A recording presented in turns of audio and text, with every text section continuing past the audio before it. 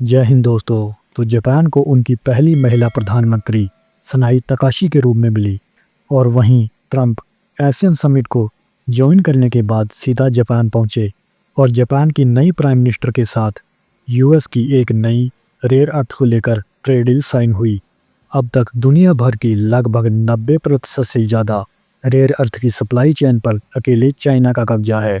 जब ट्रंप ने चाइना पर टैरिफ लगाए तो चाइना ने रेयर अर्थ की सप्लाई यूएस को बंद कर दी। बिल्कुल ऐसा ही कुछ 2010 में चाइना ने जापान के साथ भी किया था, जिसके बाद जापान में टेक्नोलॉजिकल इनोवेशन लगभग ख़त्म हो चुका था, क्योंकि रेयर अर्थ के बिना जापान टेक्नोलॉजी में नए इनोवेशन नहीं कर पा रहा था, जिसका फ़ायदा चाइना को भरपूर मिला। जापान की technological giant Sony, Panasonic, Philips, इन सब को रेयर अर्थ की कमी के कारण बहुत बड़ा धक्का लगा।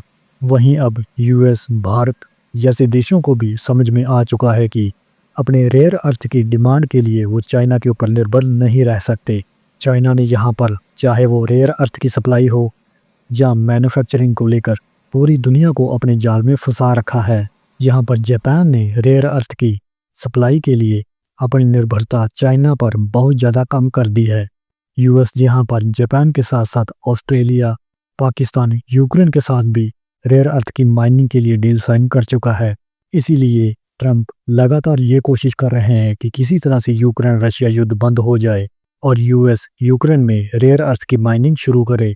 रेयर अर्थ की माइनिंग, उनकी रिफाइनिंग और साइकिलिंग के लिए अभी तक ये सभी देश चाइना पर डिपेंडेंट हैं और चाइना यहाँ पर जब चाहे इन रेयर अर्थ की सप्लाई किसी भी देश के लिए बंद कर देता है। अगर रेयर अर्थ नहीं होंगे तो इनोवेशन नहीं होगी।